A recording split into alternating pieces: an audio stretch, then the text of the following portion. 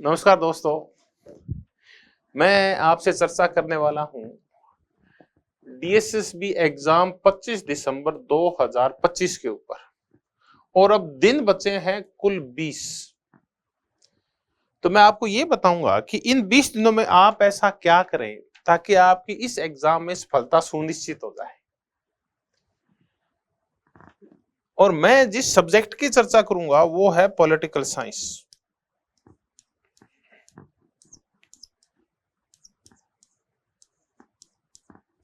Post graduate teacher. तो इस DSSB exam में पॉलिटिकल साइंस के पेपर को आप किस प्रकार हैंडल करें, इसकी मैं चर्चा करूंगा।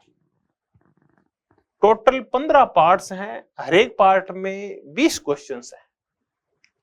इसका तात्पर्य है कि आपके जो क्वेश्चंस आएंगे वो 300 आएंगे। महत्वपूर्ण ये नहीं है कि ये क्वेश्चन की संख्या क्या है, महत्वपूर्ण ये है कि आप इन क्वेश्चंस को डील कैसे करते हैं, उस एग्जाम वाले दिन आपकी रणनीति क्या हो, बस ये सबसे ज्यादा महत्वपूर्ण है। ये महत्वपूर्ण इसलिए हो जाती है कि आप ये देखिए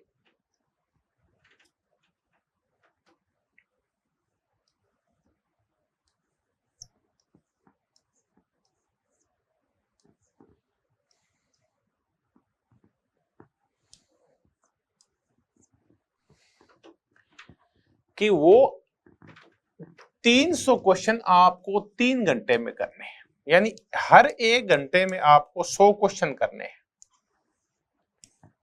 60 मिनट में 100 क्वेश्चन, इसका मतलब एक क्वेश्चन करने में लगभग आपको एक बार मान लेते हैं कि 40 सेकंड मिलेंगे, 38 से 40 सेकंड। अब इस 40 सेकंड में आए एक क्वेश्चन पढ़ने में नहीं आते, कई बार क्वेश्चन इतने लंबे होते हैं, लेकिन डीएसएसबी में पेपर इतना लेंदी नहीं आता। तो आप क्या करें, पहले तो मैं आपको यह बता दूं कि इन 3 घंटे में आप जो 300 क्वेश्चंस करेंगे उसमें 1/4 1/4 नेगेटिव मार्किंग है। टोटल क्वेश्चंस 300 आएंगे और मार्क्स भी 3 है, और अगर एक क्वेश्चन गलत हो गया तो 1/4 नेगेटिव है। ये तो सिंपल है, चलो इसकी क्या चर्चा करनी। अब हम उन पार्ट्स की चर्चा करेंगे जिनमें ये है, रीजनिंग के 20 क्वेश्चन आएंगे, मैथ्स के 20 क्वेश्चंस आएंगे, इंग्लिश के 20 क्वेश्चंस आएंगे और हिंदी के 20 क्वेश्चन आएंगे, और psychology, education psychology and pedagogy के 20 क्वेश्चंस आएंगे। कुल मिला के ये सेगमेंट होंगे, ये 15 होंगे। अभी तक हमने 1 2 3 4 और 5 की चर्चा की है। आप इन सेगमेंट को जब देखेंगे तो आप ये देखें कि आपका पहला सेगमेंट कोई भी आया, बस आप अगले सेगमेंट में तभी जा सकते हैं जब आप पहले सेगमेंट को पूरा कर लेंगे। और एक बार अगर आप एक सेगमेंट को छोड़ के अगले पे चले गए, जैसे 15 में से एक छोड़ दिया आपने, फिर वापस आप उस एक पे नहीं आ पाओगे। तो आप पहले को कंप्लीट करो फिर आगे चलो, और टाइम देखते रहो। हर 10 मिनट बाद 15 मिनट बाद टाइम देखते रहो, इतने क्वेश्चन बच गए हैं, इतने सेगमेंट में पूरे हो गए, इस दिमाग में खाका तैयार रखो आप, क्योंकि ये टोटल पेपर है। ये नॉलेज की बजाय, नॉलेज तो है ही है, इसकी बजाय एक चीज और मांगता है कि उस दिन की आपकी प्रैक्टिस कितनी है क्वेश्चंस करने की, और रणनीति क्या है आपकी, क्या आपका टाइम मैनेजमेंट है वो बिल्कुल सही है क्या।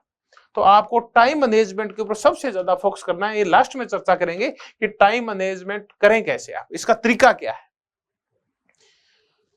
तो आप ये करें तो रीजनिंग वाला जो पोर्शन है ये सिंपल आता है थोड़ा, इसको आप जैसे पहले आ गया इसको कर लें। अब अगर आप ह्यूमैनिटीज के हैं और मैथ्स में आपकी रुचि बचपन से ही नहीं थी, तो आप इस सेगमेंट को ज्यादा माथाफोड़ी नहीं करें इसके साथ। अगर कोई देखते ही किसी क्वेश्चन का उत्तर आ रहा है तो आप इसके साथ माथाफोड़ी करें। अगर आप किसी एक क्वेश्चन में अटक गए तो 5 से 10 मिनट कब लग जाते हैं मैथ्स में पता ही नहीं चलता। तो आप सबसे ज्यादा जो माथाफोड़ी करेंगे वो मैथ्स वाले पोर्शन के साथ है। अगर आपकी प्रैक्टिस नहीं है या कम प्रैक्टिस है या आपके लिए रुचि का विषय नहीं था कभी भी मैथ्स जीवन में, तो आप इससे थोड़ा सा बच के रहें, क्योंकि ये टाइम बहुत खा जाता है। तो आप क्या करें, इंग्लिश और हिंदी है इनके ऊपर ध्यान दें। ये सिंपल से आते हैं, लगभग 1-2 दिन में कॉम्प्रिहेंशन आते हैं, अनसीन पैसेज आते हैं, उसमें से आपको क्वेश्चन छांटने होते हैं। छांटने का तरीका यह है कि अगर आप पहरा पूरा पढ़ोगे, वो पैराग्राफ पूरा पढ़ोगे तो आपको टाइम लग जाएगा। आप तो क्वेश्चन पढ़ो और क्वेश्चन की नेचर समझ के उस पैराग्राफ में उस क्वेश्चन का आंसर ढूंढने की कोशिश करो कि क्या है। अगर पैरा पढ़ के क्वेश्चन का आंसर देंगे तो फिर दोबारा वही प्रोसेस फिर लगानी पड़ेगी। तो आप उल्टा शुरू करो, पहले क्वेश्चन पढ़ो फिर पैरे में उसका उत्तर ढूंढो। तो ऐसे करके आप यहां टाइम बचा सकते हैं। साइकोलॉजी और पेडागोजी है, ये बहुत हाई लेवल की नहीं आती, मॉडरेट सा पेपर आता है। अब आ गया आपका सब्जेक्ट। सब्जेक्ट आपका अपने ऐसा करते हैं 200 है, तो ये 10 सेगमेंट में बंटा हुआ है। लेकिन 10 सेगमेंट में लगभग 160 क्वेश्चंस हैं, वो तो आपके आएंगे पॉलिटिकल साइंस में से।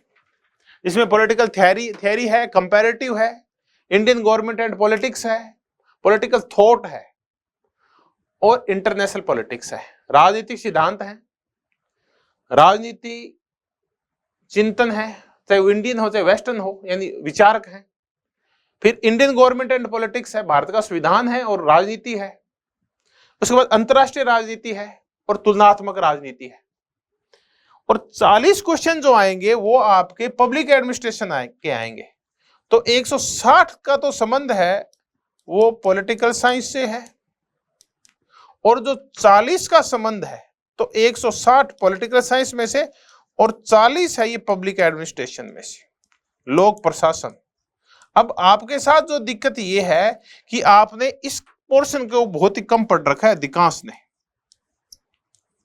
पब्लिक एडमिनिस्ट्रेशन वाले को।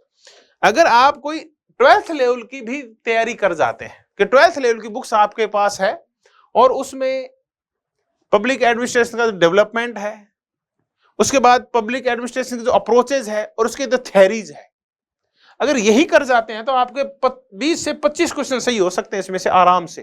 तो अगर आपने पब्लिक एड अभी भी नहीं पढ़ा है तो अब भी पढ़ सकते हैं। इसमें बड़े बड़े आप नोट्स बनाएंगे तो 2-3 दिन में पब्लिक एड कंप्लीट हो जाएगी आपकी। कोई भी 12th लेवल की, 11th 12th लेवल की आप स्कूल लेवल की किताब उठा लो, चाहे कोई पब्लिक एडमिनिस्ट्रेशन की, वहीं से आधे से ज्यादा क्वेश्चन तो वहां से आ जाएंगे आपके।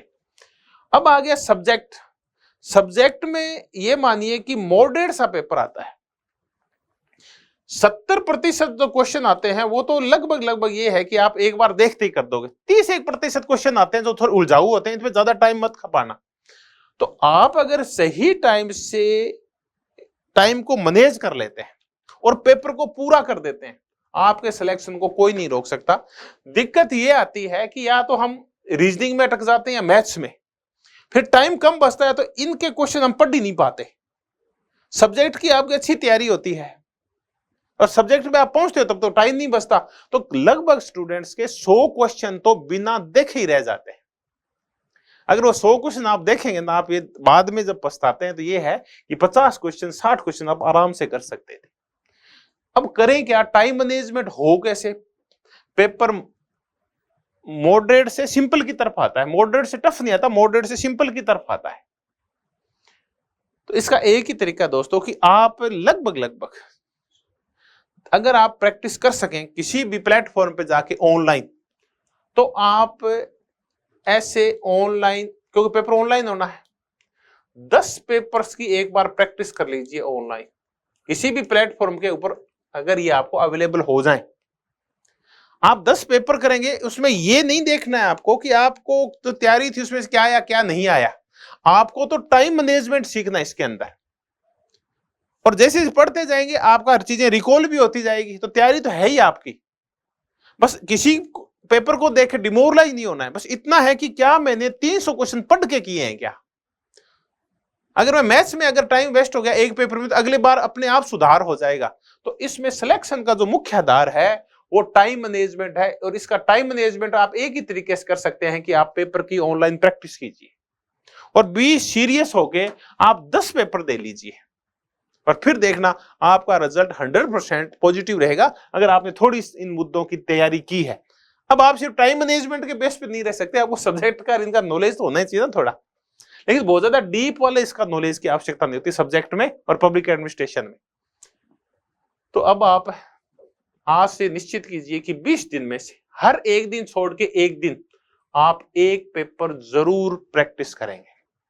3 घंटे 300 क्वेश्चंस, और सब नेचर के क्वेश्चंस इसी प्लेटफॉर्म पे आपको अवेलेबल है, वहां से कीजिए। मुद्दा ये नहीं है कि वो प्लेटफॉर्म कैसा है कैसा नहीं है, क्वेश्चन की नेचर क्या है, आप तो एक बार रिदम में आइए। और 3 घंटे में आप कैसे एक पेपर मैनेज कर सकते हैं इसको सीखिए। और उस दिन उसी अकॉर्डिंग जितनी ज्यादा आपकी प्रैक्टिस होगी पहले पेपर्स करने की ऑनलाइन, उतना ही आपका उस दिन पेपर अच्छा जाएगा। और ये आपके मन में मलाल नहीं रहेगा कि मैंने 50 क्वेश्चंस पढ़े नहीं या 100 क्वेश्चन तो पढ़ने से ही रह गए, वो सारी चीजें दूर हो जाएगी। और ज्यादा नहीं, आपके जो मार्क्स आ रहे हैं उसमें 15 से 20% मार्क्स इंक्रीज हो जाएंगे। तैयारी की जरूरत नहीं है, सिर्फ ये तो 10 पेपर्स हैं, इनकी प्रैक्टिस करने की आवश्यकता है आपको, ये कहीं से भी कीजिए आप। तो दोस्तों आपको गुड लक आपके एग्जाम के लिए जो 25 सितंबर को होने वाला है। अगर आप प्रैक्टिस करके जाएंगे तो आपका DSSB PGT में सिलेक्शन कोई रोक नहीं सकता। Thank you very much.